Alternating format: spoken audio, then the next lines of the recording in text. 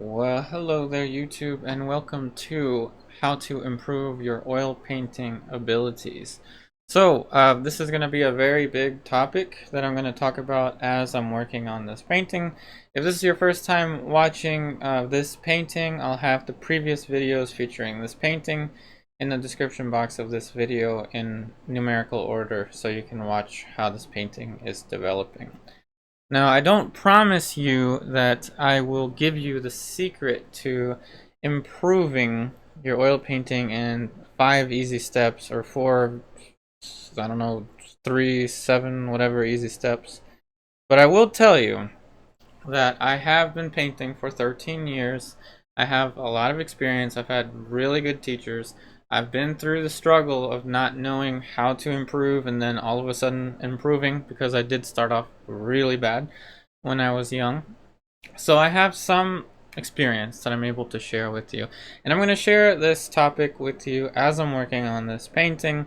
So before I get any further in this painting, let me list out the colors for you. So remember, anyone that's new to this is a longer style video meant for you to play while you're working on your own paintings, or you're on your commute or something and you just want to have this playing as a podcast, or if you're working on your own projects at home, treat this as a podcast slash video that you're able to watch, a painting video that you're able to watch. So the colors that I have here are quite simple. We've got lead white, cadmium yellow, yellow ochre, cadmium red, burnt sienna, alizarin crimson, viridian, cobalt blue, ultramarine blue. This little thing here is a mixture of all the colors that was left over on my palette, and then I just combine it together and that's what you get. And then right up here is titanium white. For my brushes and all that stuff and the medium, it's listed in the description box of this video, but the color mixtures are going to be available for you to see as I'm mixing them. Oftentimes I don't even think about the colors that I'm mixing. I'm just mixing something for the purpose of kind of getting started. So we're gonna go into the more complicated stuff now. And we didn't work on this painting, we worked on this painting not too long ago, so some areas are still just a little close to being touch dry. So I'm not going to oil out the painting. I'm going to just work section by section on this painting. So I'm just mixing up a very basic skin tone with cobalt blue, burnt sienna, and white. And it gives me a nice little in the middle skin tone to start off with. Like I said, we're probably going to start there with that that color. Now getting into the topic of improving your oil painting abilities. Now, the most important thing for you to do is to pause and ask yourself, what is your ambition? What is your ambition with oil painting? And it's okay to have a big ambition, and it's okay to have a small ambition. If your big ambition is to reach the level of the old masters or surpass them, I think like most of us that have been painting for a long time, we have big ambitions. I'll share you my ambition. My ambition is to combine the knowledge of pretty much all the painters in the past, which is why you see me doing a lot of master studies, and that's what I use for my online classes for the most part, also in conjunction with my own studio painting and all that stuff.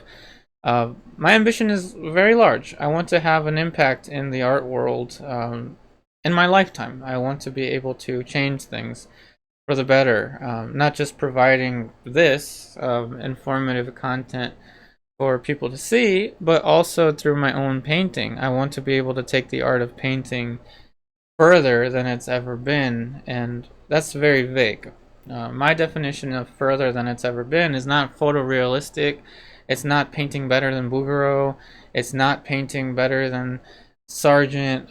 But the language of painting is such that it is a language. It is a method of communication. There is a way to bring imagery onto this world that's never existed before in a means that is completely unique, completely novel, even though we're following very predictable fundamentals.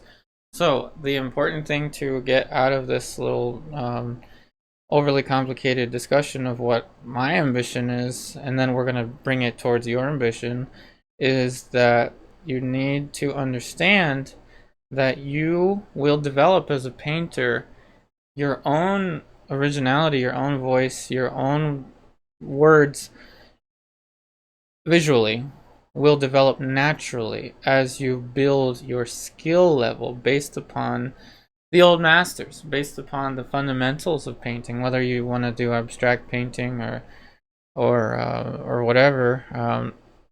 It all has a fundamental beginning, and that is the visual imagery, basically the magic of things. So that's my ambition, to change the art world for the better, also with my videos and with my paintings. I want to impact people's lives, like I said, not just with my videos, but with my paintings. And I've already explained how I want to do that. That's a big ambition. That's something that I may never realize in my lifespan. Who knows? But that's my ambition. So now, what is your ambition? Is your ambition to, reach a level like someone you really admire? Is your ambition to reach the skill level of Bouguereau? Is your ambition to reach the skill level of a John Singer Sargent? Is your ambition to, let's say, a smaller ambition, and there's nothing wrong with a smaller ambition, is your ambition to be a competent painter and produce paintings that you can be proud of, your family can be proud of, your friends can be proud of, saying, I know the person that painted this? Is that your ambition? And that's a smaller one, and that is totally fine. It all depends on what you want to get out of painting and what you want to put into painting. So if your ambition is a large ambition, there's going to be some differences, not too many, but there's going to be some differences in the way that you practice, the way that you paint. If your ambition is smaller, then there's also going to be a little difference. It's more a numerical difference that you would probably predict. It is, how much time are you willing to put into this? Like I said, this is not going to be one of those videos where I'm going to give you 4 or 5 easy steps or whatever, not to make fun of anyone, because I've made videos like that in the past. Oh man, I let paint dry on my brush. You see, the answer to 4, 5, 6, 7, 8, 9, 10 ways to improve your painting today is obvious. Paint. Paint.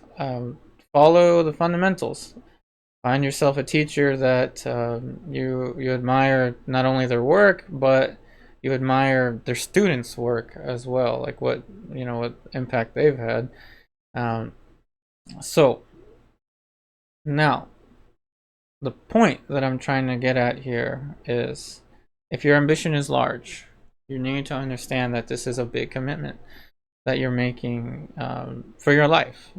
Whether you're 18 years old, 30 years old, 40, 50, 60, 70, 80, this is a big ambition that you have, and beyond. I've had a 90-year-old student that learned so much so quickly, with a pretty good eye, actually, for values and structures, and anyway, not to get too distracted. The timing is everything. If you want to be better, if you want to paint to the level of which you can reach the old masters' abilities, and it's so rare. I've only met maybe like 1 or 2 people in my lifetime that had or have that ambition, and it's rare. It's rare that you hear that people have that ambition. So let me know. Let us know in the comments what your ambition is with painting. And see, here's the thing. If you want to improve on your painting ability, and you want a clear path, a clear route towards getting your paintings to the level of what you're seeing here, getting to the level of what you're seeing on the reference image, all of that amounts to hours, hours and hours that you spend painting. You see, there are some painters that just get it really quickly. They just get it. They learn something. They're like sponges. They'll learn something in like 2 seconds. Seemingly like 2 seconds, and then what happens is they don't try. It's like someone that can pass an exam without doing the homework, without, like, they just know what to do. Instinctively, they just know what to do. And there's going to be people like that. And it's going to be discouraging for the rest of us mere mortals that have to put in all those hours to be able to even get a glimpse of that ability. And it's very disheartening.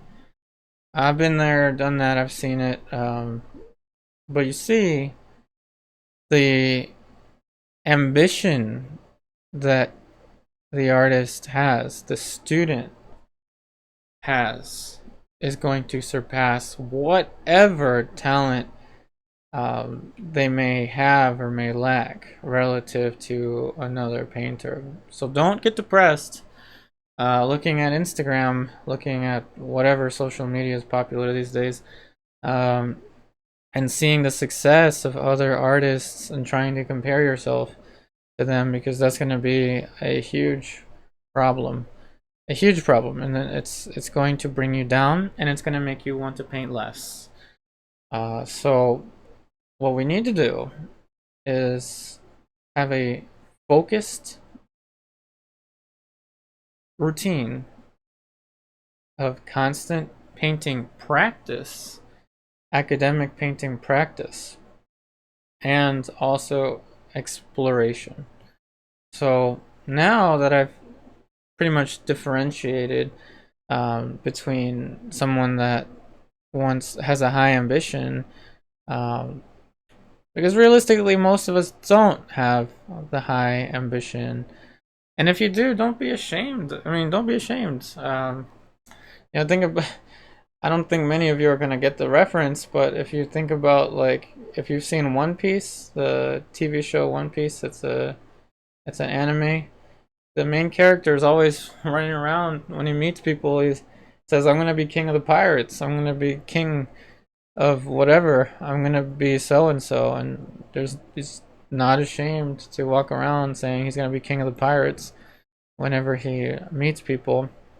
And that's that kind of confidence that you get when you really have a passion towards something. Now, if your ambition is smaller, say you want to be the 10th best king of the pirates or whatever, like, you want to be competent, right? Because, like, I'm not really good at analogies. So if your ambition is smaller, all you need to do is relax, understand that your goal is absolutely attainable.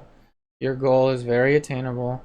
All you've got to do is relax, start to work on some paintings in which you have a clear goal set in mind. A clear goal set in mind, like a master's study, like what I give my students, right?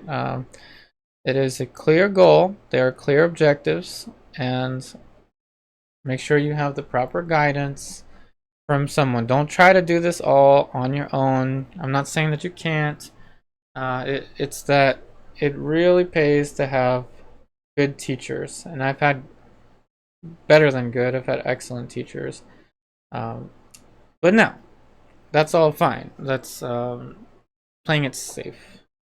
Playing it safe is good. Playing it safe is what's going to get you results predictably. But what about unpredictably? And as I'm saying this, I'm emphasizing the darks. on the eyes, and I'm continuing to add more structure. But like I said, in this YouTube channel, you've seen me do something like this so many times. You probably, if you've seen enough of these videos, you can probably predict my next brushstroke, my next mixture. And this is a discussion of, it's a serious one. It's a serious discussion about how to improve your painting, because we all want this. Don't lie to yourself. Don't sit there and say, "Oh, I don't care. I'm just doing this for fun. I'm just doing this on Sundays, Saturdays, and Tuesdays just because, you know, I just like it." You want to improve on your painting. Don't lie to yourself. You want to improve on your painting. It's just human nature to want to be better. Now, the next thing I want to talk about is get into some trouble. And this might sound weird, and I'm not saying go and rob a bank or something, but in painting, get into some trouble. Start a project that is way, way harder than anything that your teachers would suggest that you do. Do something differently. Paint outdoors. Paint an outdoor still life, which is insane. That is a very difficult thing to do because the light changes. Push yourself beyond your comfort zone in your technical ability. And then if you crash and burn, which is what I do all the time when I try to push myself to another level, when I crash and burn, I learn. Now, the philosophy between someone like Bob Ross and someone like me is very different.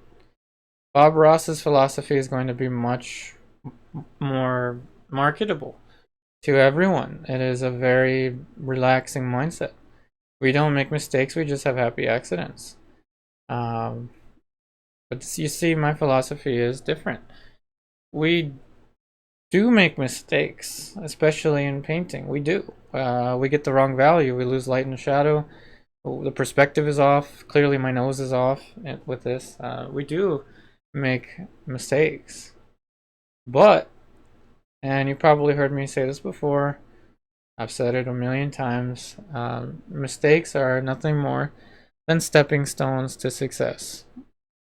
So, think about it. If you're always playing it safe, you're not making that many mistakes.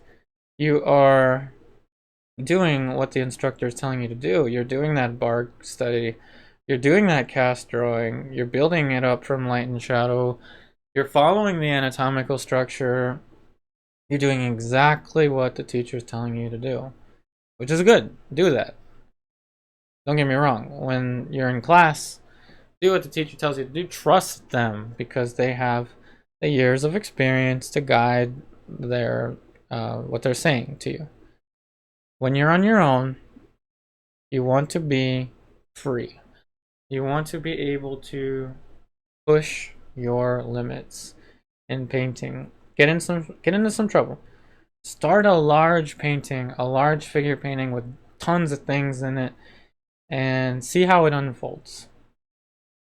Now, if you're like me, you'll be so excited to start such a grand painting that you don't even know how to plan it. And then you get into this, you just start painting. You just get into the thing and just start painting.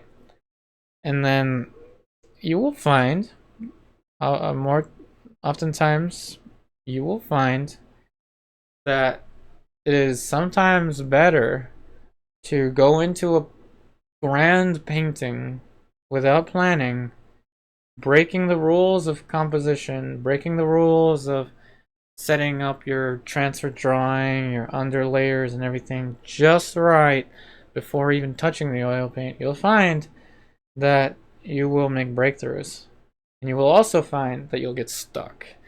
And you want to get stuck. You want to get to a point in your overly ambitious painting that you don't know what to do, and you're just stuck there for a while. And that's good, because what that's going to do is it's going to force you to think differently. It's going to force you to adapt. A very real example, an ongoing example for me is this YouTube channel. I do genuinely enjoy being able to share what I have with the world, with you, whether you are in the US or if you're in another country. I enjoy that, but it scares me. To this day, it still kind of scares me, but not as bad. Obviously, there's things I can do like this, which is a pre-recorded video, where I don't have the pressure of, like someone commenting something negative and then throwing me off, things like that. But it scares me, and I do get in over my head all the time. There was one time in my YouTube career that I started making videos every day, and I was in over my head, making videos every day. There was one time where I was doing live streams 3 times a week for like 3 hours at a time. Do any of you remember these times? If you do, write it down in the comments if you remember when I used to do that. But I was way in over my head.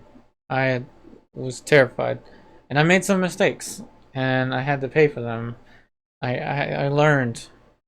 But if I didn't make those mistakes, if I kept doing the same thing, where I was just uploading one portrait painting tutorial a week, voicing it over, like 1 hour or 45-minute long thing, voice it over, go over the umber drawing or whichever method that I used, I just wouldn't grow. I wouldn't grow. For example, this Me camera is a new thing. I was not used to it at first. You might not be used to it because I'm like right there in front of the painting. But I'm the human. You cannot take the artist out from the artwork. Like I said, I'm talking a lot in this painting. I'm talking and I'm painting, which is not easy to do.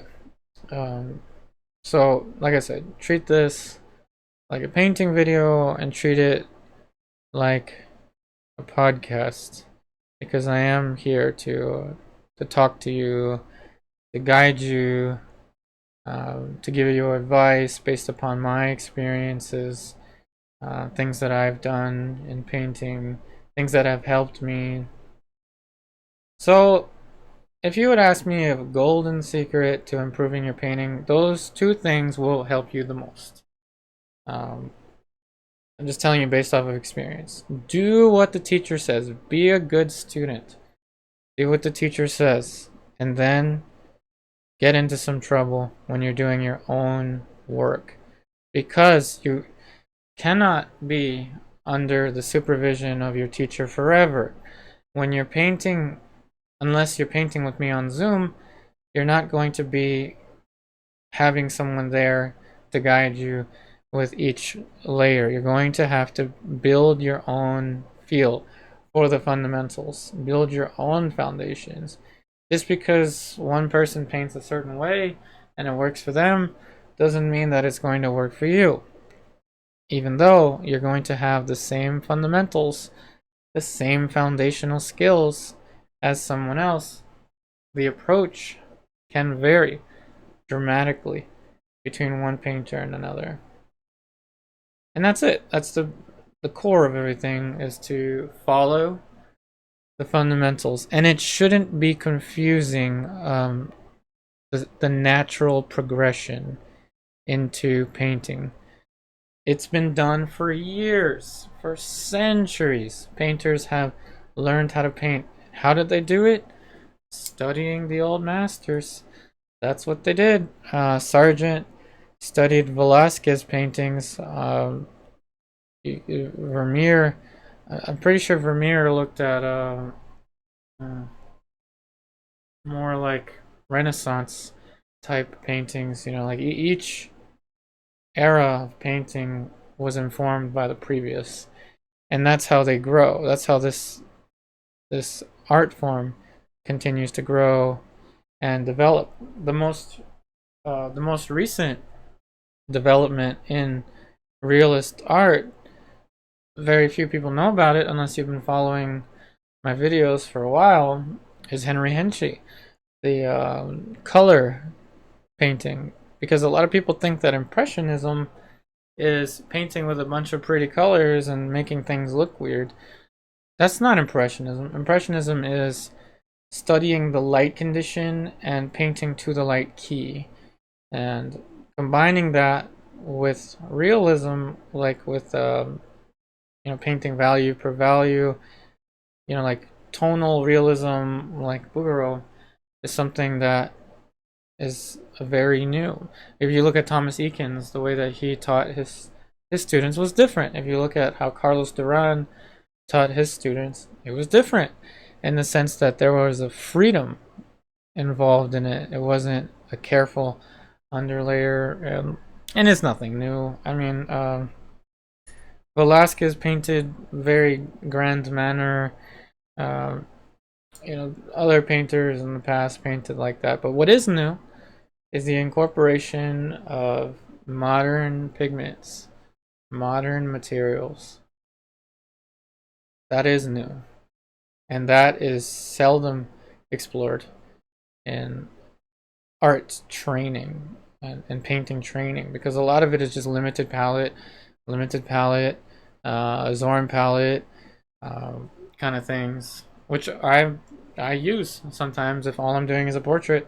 But if I've got a lot of stuff in the environment, I will expand on this palette, as you've seen in the past. So that was a pretty long discussion. 26 minutes of how you can improve on your art. Now I'm going to talk about, for the next half of this video, approximately the next half of this video, I'm going to talk about what I'm doing and how this is building the painting and what my mindset is, my goal is with this painting. Number one, my goal is to understand the shapes that Bouguereau used, understand his thought process and not his method of painting, because I know this is not how Bouguereau painted.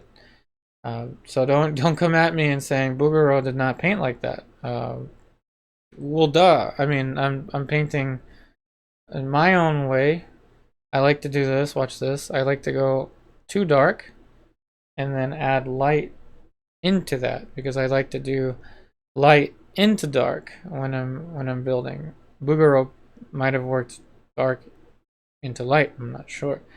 My goal here is to, with this video, just maybe like right here, push the form, push it to a level of specificity beyond what my previous understanding may have been. And that's hard to do, and I may not accomplish it. But what I will accomplish is I will take this painting further than it was before. Like I said, this is nothing new. If you've been watching this YouTube channel, then you've seen me do things like this, and even more complicated things than this.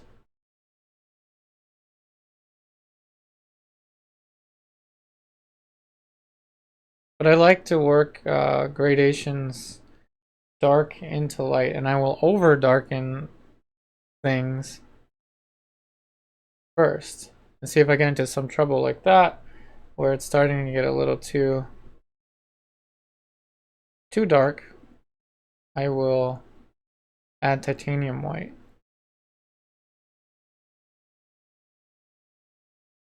You see me standing back a lot. I don't have a lot of space here to stand back anymore, but I do make an effort to stand back as much as I can.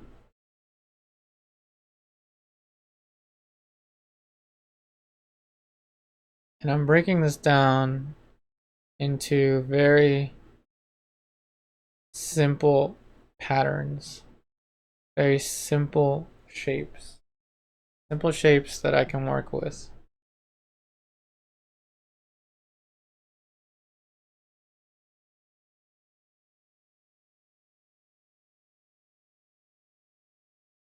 And I tend to always paint out eyebrows and then add them back in. Excuse me.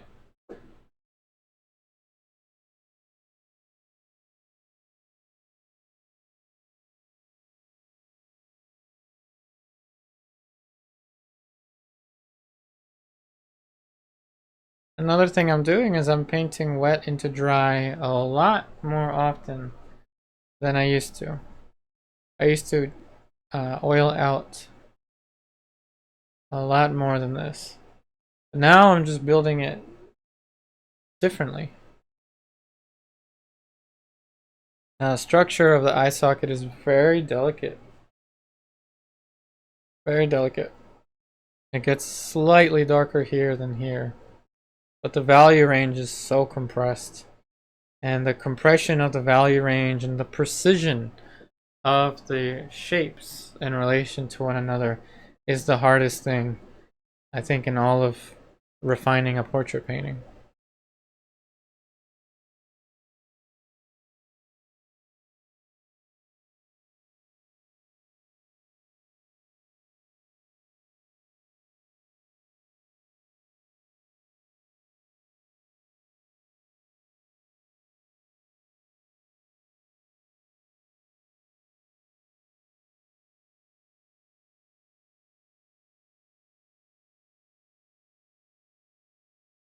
And if you can, this is hard to do for many of us, if you can cancel out any kind of distraction, put your phone away, uh, work in a space where your kids or something aren't going to interrupt you, if that's possible, that will help you in this stage in particular.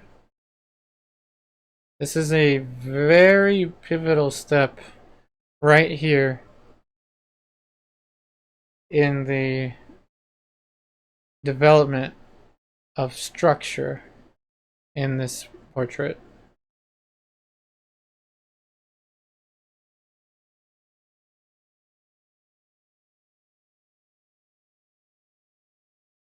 Now, what I do personally is if I'm not filming, I'm not in silence. I like to have either some music playing on the side, or I'll have a TV show. These days, I don't really have much of a TV show because I've kind of run out of TV shows that I was watching till I find another one to binge. But that's what I usually do. I'll have something playing. This video would be good for you to play while you're painting.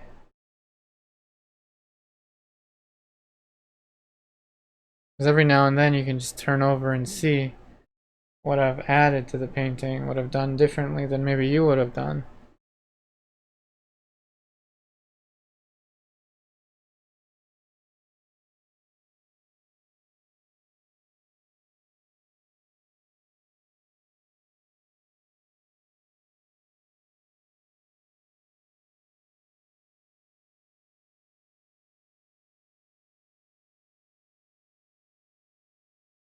Eyebrows are very delicate. They're not caterpillars.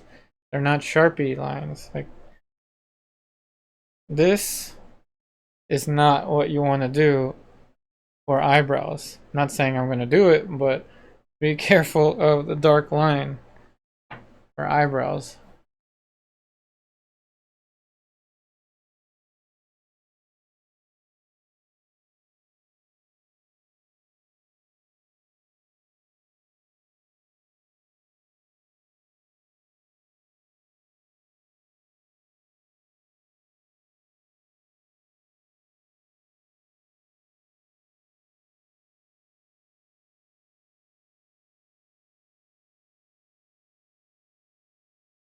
Now, another thing that I don't really mention often is that different exercises will benefit other students more than others given limited time.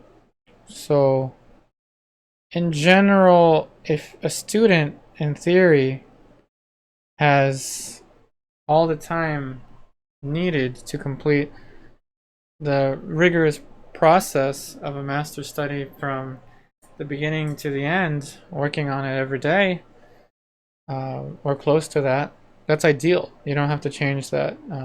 However, if a student, if you're working for 40, 50 hours a week, and you're not able to put in that amount of time to finish a project in a reasonable amount of time, then the instructor should identify that and change your exercises. So, for example, with my Zoom students in particular, I will give them different homework assignments based on their time um, and what they need to work on. Which is the same with, it should be the same with most other uh, institutions. That's why we have part-time, even though the classes are the same, it's just, part-time is part-time. The exercises can be adjusted for students' availabilities.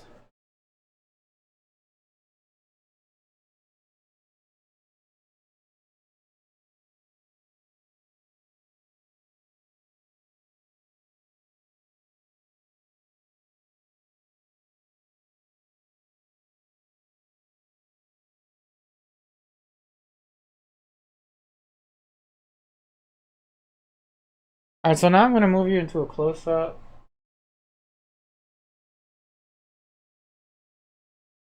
So you can see the progress that we've been making on the eye. I know it takes the palette away, so you won't be in this view the entire time.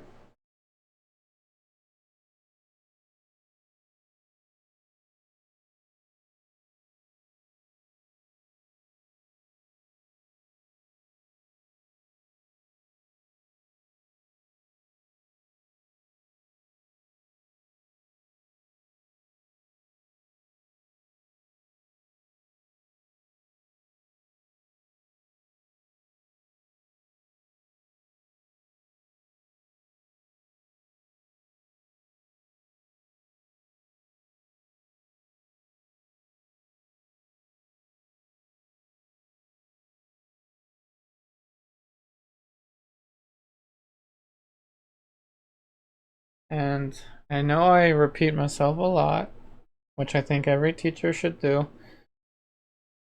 What I learned from these master studies is not always evident to me as I'm doing them. The knowledge goes into practice when I'm working on my own paintings. All of a sudden, I'm very familiar with a stage that I'm in a painting because I've seen it in a Vermeer, or I've seen it in a Sargent, or I've seen it in a Bouguereau.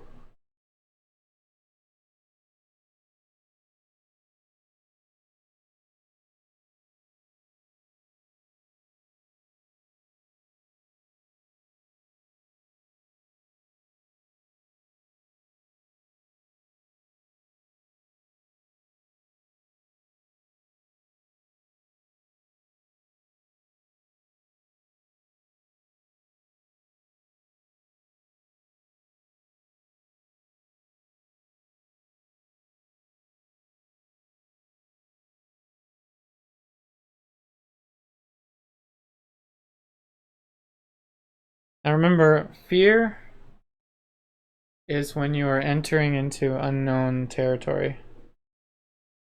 And the only way to learn is to enter into unknown territory. So naturally, fear will keep most of us from learning, from progressing. If we're too afraid to do something differently than what we've been doing, then we're not opening ourselves up to new possibilities.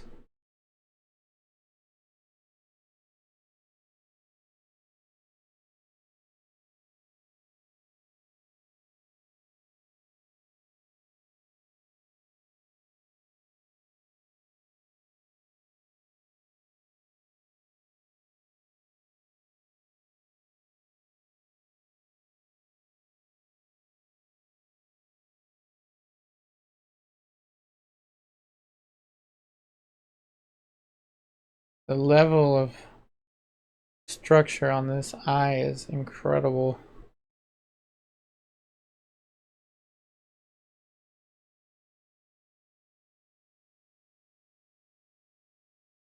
Bouguereau, oftentimes, from what I heard, is he would refer to sculpture as his main source of inspiration. How sculptors handled form.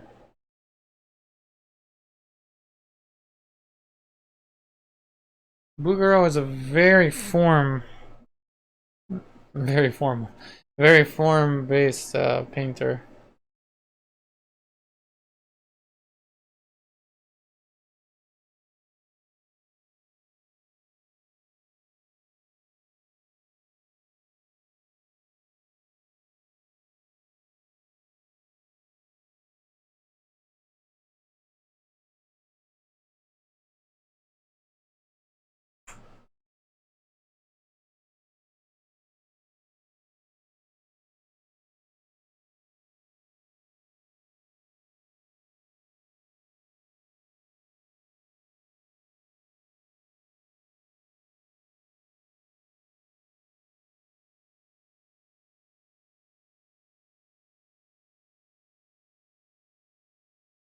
Now, obviously, I'm not going to ignore how important drawing is to Bouguereau. Starting a painting off like I did with this, without a careful transfer drawing, and without even finishing an underpainting, is insane. It is not the safest way to build it, and I'm paying the price for it because for the specificity to get this, I have to figure it out as I go, which is much harder, but also a lot more fun.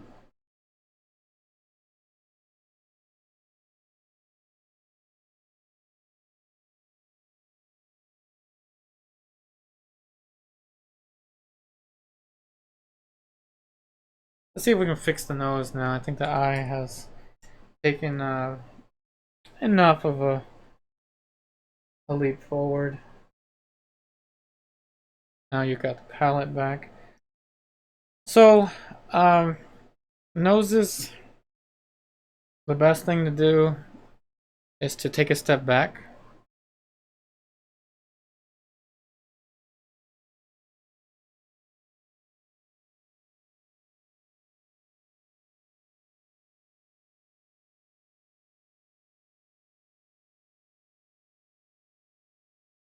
Take a step back, bounce your eyes back and forth between reference and painting. Almost to the point where you create a little mini, move your eyes back and forth until you create a little mini slideshow or animation in your head. Then identify what, and this is applicable to anything really. Um, Take the most obvious thing that is different and change it, and let this be like 1 square centimeter, 1 square millimeter at a time. Don't try to get a big sweeping brush stroke in there and think that that's going to change it. It might, but it's much harder to do that. I'm giving you a progression that's much easier to stomach.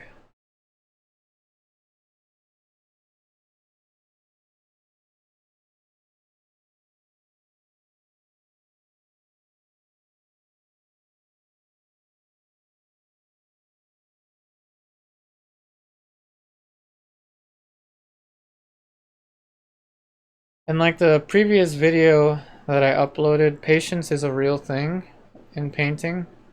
Patience is something that you build. In the past, I did not know how to go beyond an alla prima. I didn't know how to go beyond like a 1, 2, or 3 sitting painting. I didn't know how to work on a painting for months and be able to build it, and that's what I'm doing. I'm not posting it on social media as an unfinished work anymore, though it's tempting. I don't. I've got paintings I've been working on for a long time now. I mean, you have seen one of them, like the blue dress painting.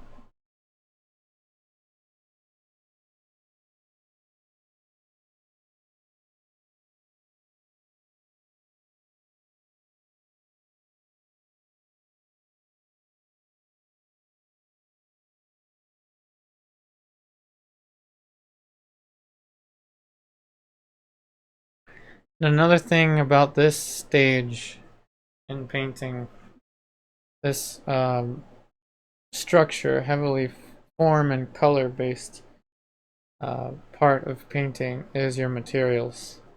I'm working on a linen, Centurion 8x10 linen stretched on a MDF board.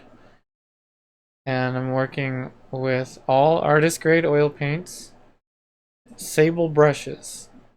Finally, I have a little bit of Cadmium Red. Windsor Red is just terrible. I mean, the hue is close to Cadmium Red, but it is not as opaque as Cadmium Red. Um, so if you can, use the best quality materials you can. Don't do what I did. I used to cheap out. I would go to Michael's and buy whatever brushes were on sale, and I would just use student grade paints, and I would get by fine with that. But there's a level of control that you don't have unless you have these materials. And I'm not sponsored by any companies, so if you don't want to buy a silver brush, don't buy silver brush. Robert Simmons is a great brand as well. I hear Rosemary is a really good brand too.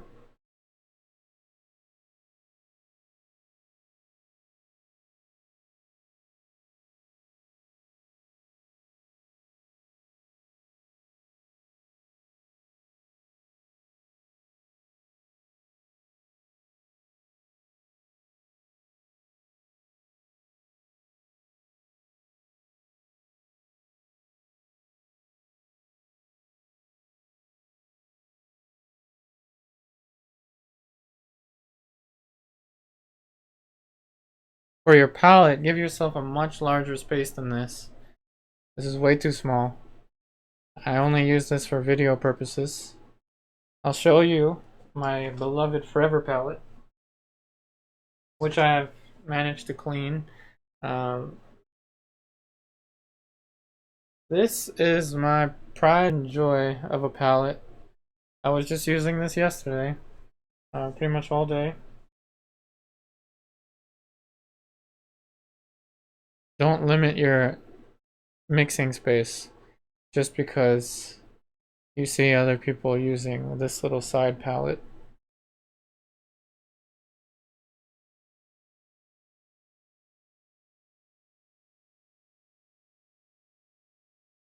And yes, it does help to see your colors in the same light, but the cost is much higher than the gain, I would say.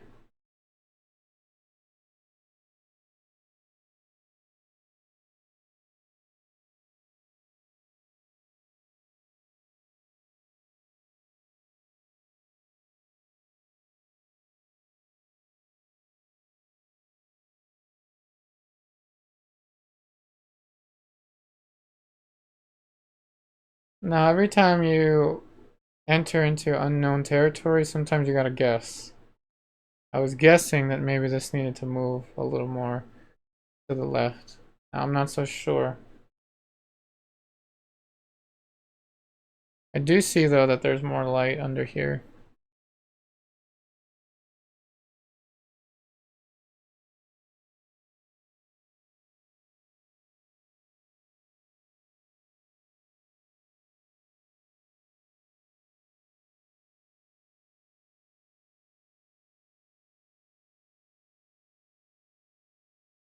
Now, the ways that the old masters learned was through master studies, but also they would do very careful drawings as well.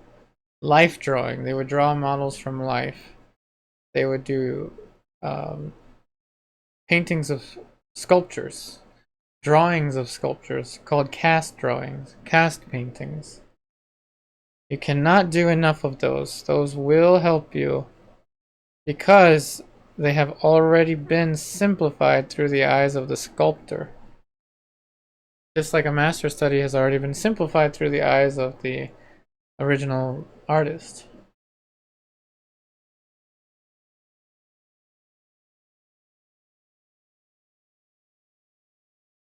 You can learn from painting from photo references, but it will limit you if all you're doing is painting people smiling, smiley photo references. Uh, Forgive me for that. I didn't mean to scare anyone. um, if you're painting from photo references of friends and families, National Geographic, or um, painting from pictures from magazines and things like that. The copyright-free images that I have used in the past. That's fine and all. You can learn,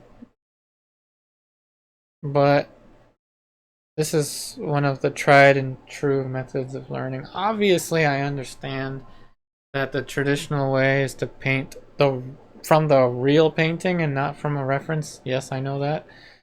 But this is the next best thing, and what are you gonna do? Like, I'm not gonna be able to order the Bouguereau to come to my studio. I'm not gonna be able to travel to New York and to paint over there and film a video and have tons of people walking around. Gotta be practical now.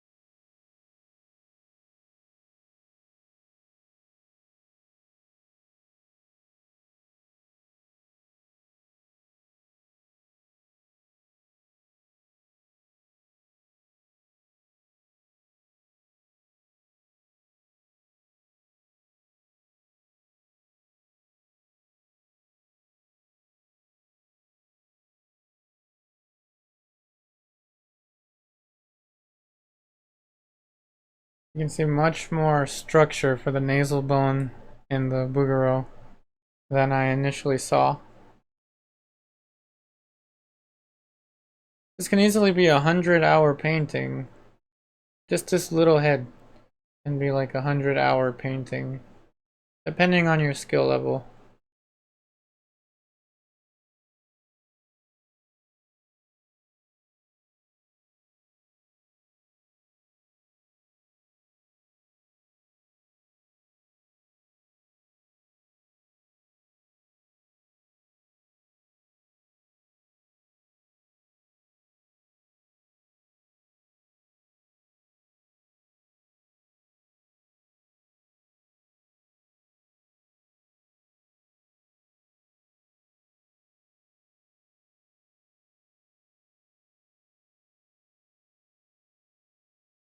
The more solvent you use, I'm just using it to clean off my brushes once in a while.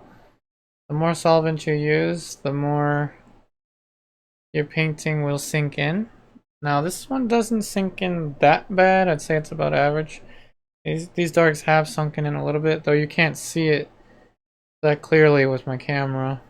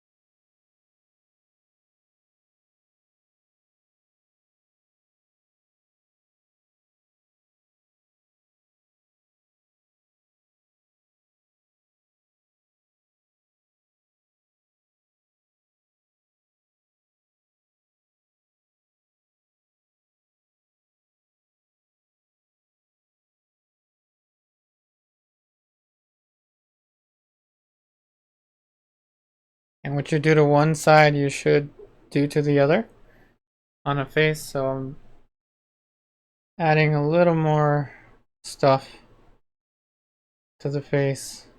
Another thing I want to mention, I don't want to sound mean, but sap green is terrible to use for portraiture. I mean, I've used it for years. I've said sap green and Alizarin Crimson were made for each other in the past. But after using Viridian for a long time, uh, after using Viridian for some time, yes, I can use my hair bun to hold my brush now.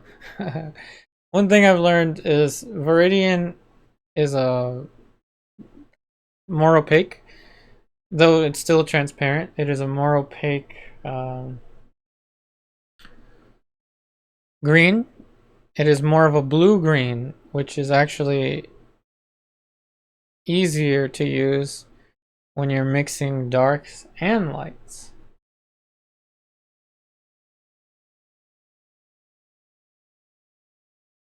Sap green is great, don't get me wrong, it's good for some things, but it complicates color with portraiture more than it should.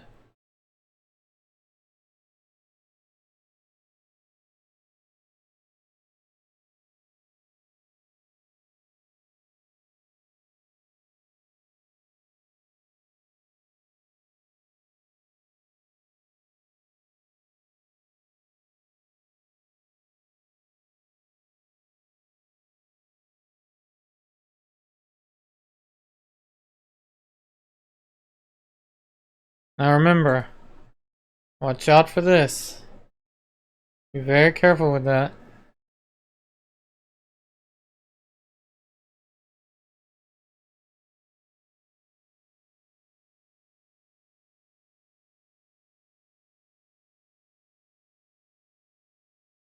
I'll zoom you in again so you can see what I'm doing.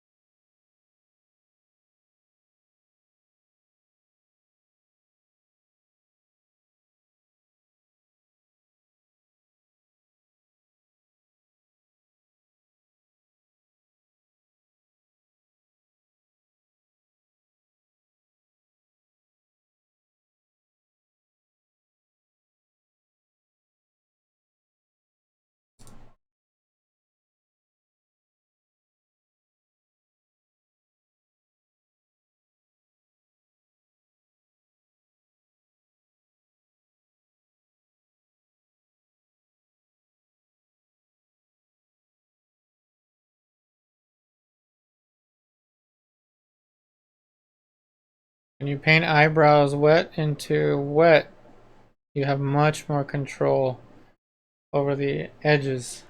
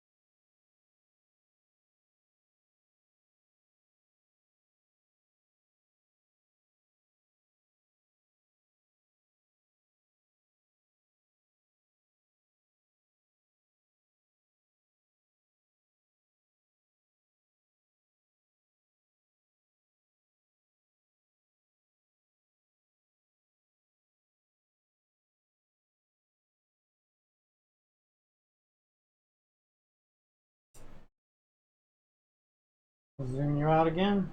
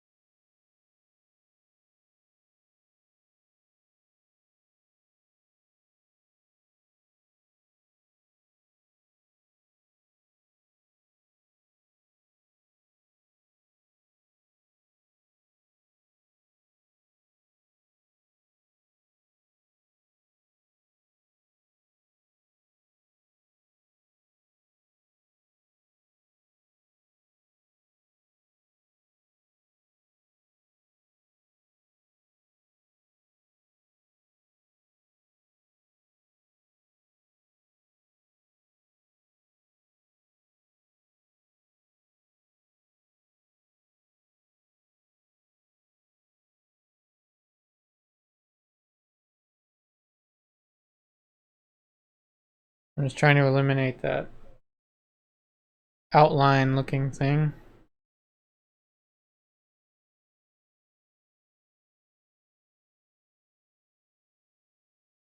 The subtlety here is unreal.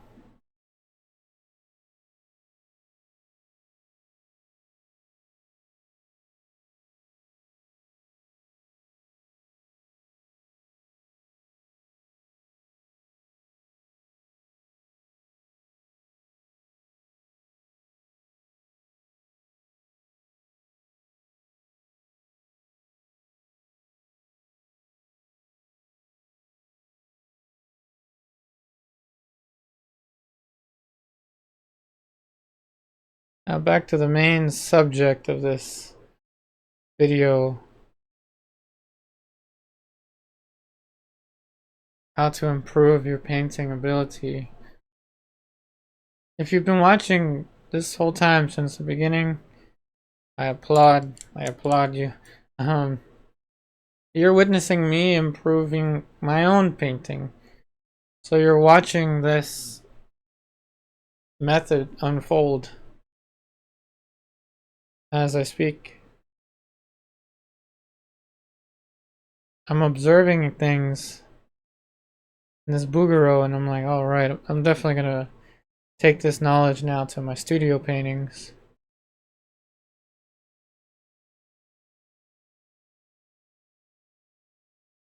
Or of course I'll make mistakes now and look at it later and realize, oh, okay, I made this mistake because my tendency is to do so and so.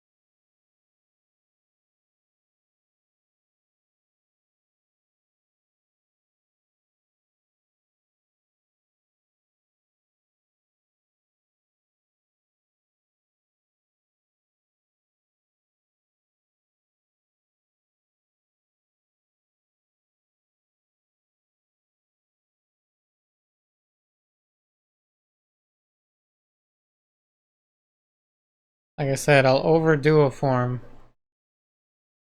at first, over darken it, and then I'll make it more subtle.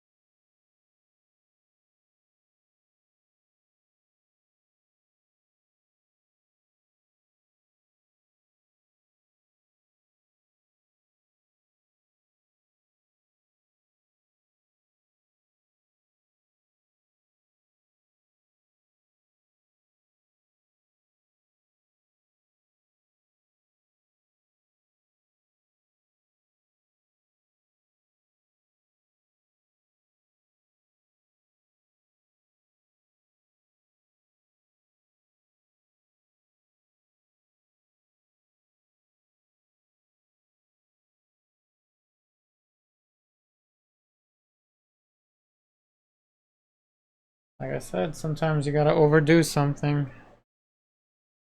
I overdid that.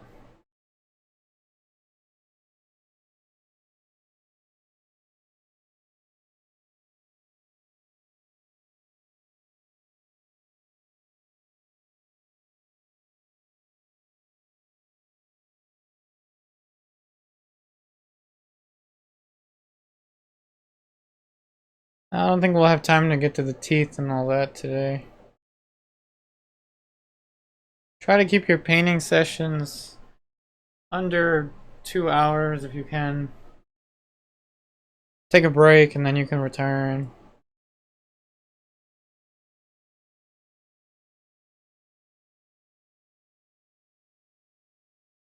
And when I paint from life, I actually will take a break every, well, we have a model break every 20 minutes, so I'm kind of forced to take a break every 20 minutes.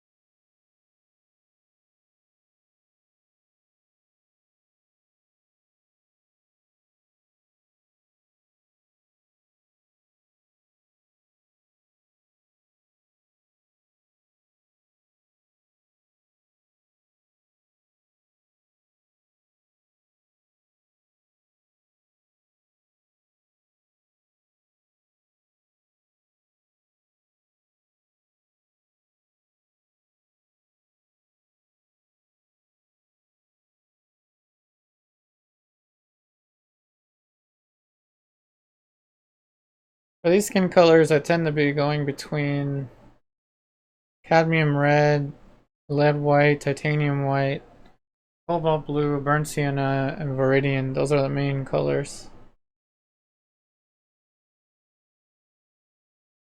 Of course, you can scroll back and forth in the video and you'll see which colors I ended up using the most.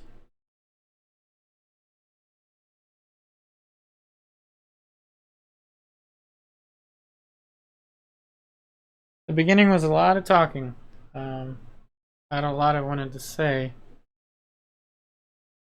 But this is usually the pace of things now.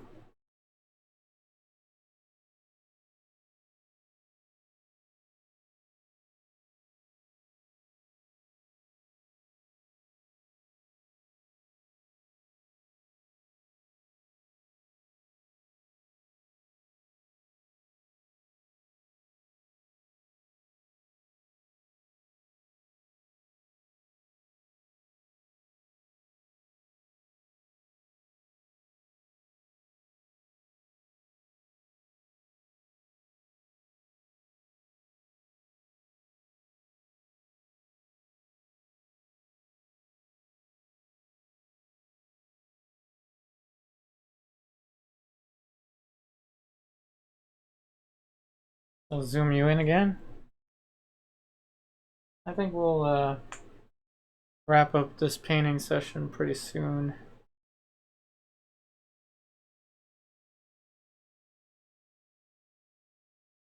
Maybe. We'll see.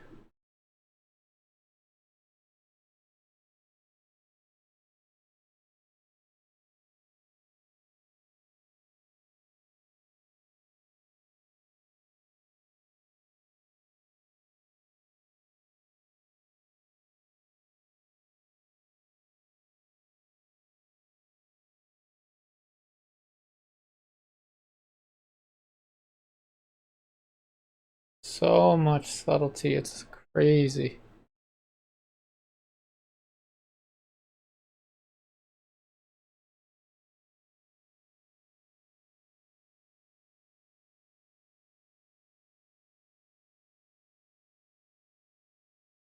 And perhaps I'll make a video talking about this because it's a subject that's been on my mind too.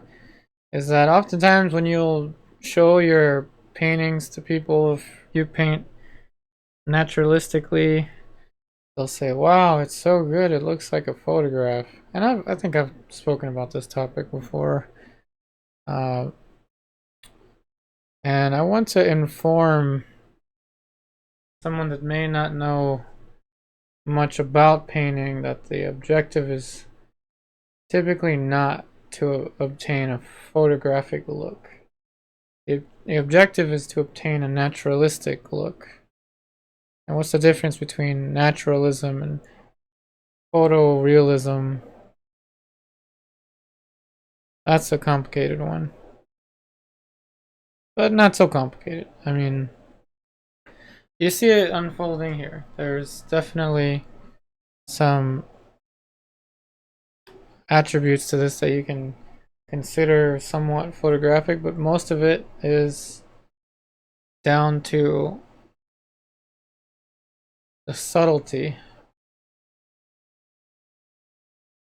Photographs are not so subtle, they're more washed out. It's hard to see where the planes are, and most of the time the planes, especially here and here, just disappear in the photograph. Also, painting is not usually a literal description of reality. It's more like an analogy. And you've probably heard many painters say that. More like an analogy of life. A photograph will give you the thing as it is, which can be boring, but you need it for like forensics and things like that. It's very important. Like some big event is not going to happen, and they're going to say, "Quick, call the portrait painter." Like a new scientific discovery is not going to happen, and then they're going to document it by calling me up and telling me to go and paint it. You see that that's not what it's about.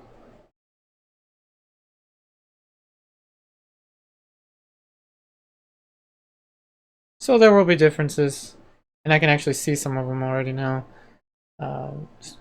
One big one being with the chin between mine and the original, and I'm cool with it. Maybe later I'll chase it, I don't know.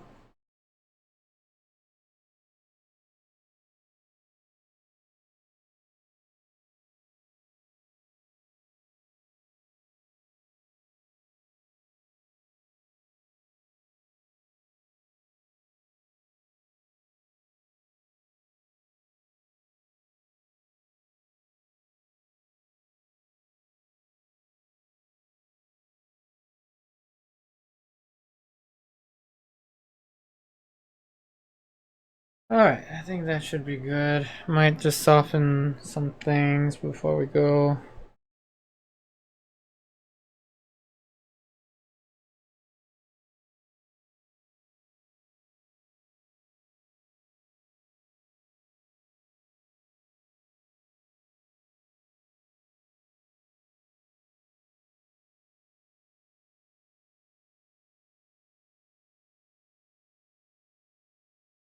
Very complicated painting.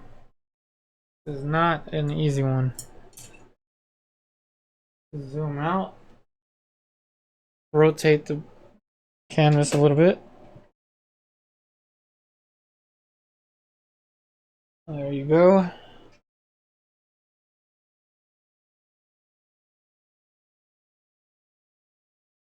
Alright, there you go. So you can see it with a little less distortion. Now obviously if I stand further back, I can see things that I still want to do. But it should be at a good enough stage now where I can let it sit and then return to it later on. So this is how I'm going to be filming these for now. You know that the style of video changes now and then. Sometimes it's more live streamed, sometimes it's more pre-recorded. This time it's more pre-recorded. So you can see how I'm developing the painting. You have the me camera, so you see how I stand back and forth. I'm able to talk to you directly. So before we head out, remember that I do teach classes online, and we're going to switch over to my little Patreon thing here. So if you're interested in taking online classes with me, take a look at the numbers. We have 94 videos, 54 writings, 14 polls, 650 links, 406 images. That's all the stuff that you can unlock in my Patreon. The online classes start out at just $10 a month, which gets you access to all of the pre-recorded videos and access to the virtual classroom, which is a private Facebook group, or you can send images to me directly for feedback. Also, you can send them to me directly through Gmail if you don't want to use Facebook. These are some samples of student artworks, artworks done by my students in the online classes. And I've got many more examples to show in the future, so I'll just be cycling through different images from my online students. And there it is, patreon.com/YupariArtist if you're interested. It's also linked in the description box of this video. And that should be about it. I really hope that this video helps you out. Thank you so much for watching. I wish you the very best in all of your artwork, and I'll see you on the next one.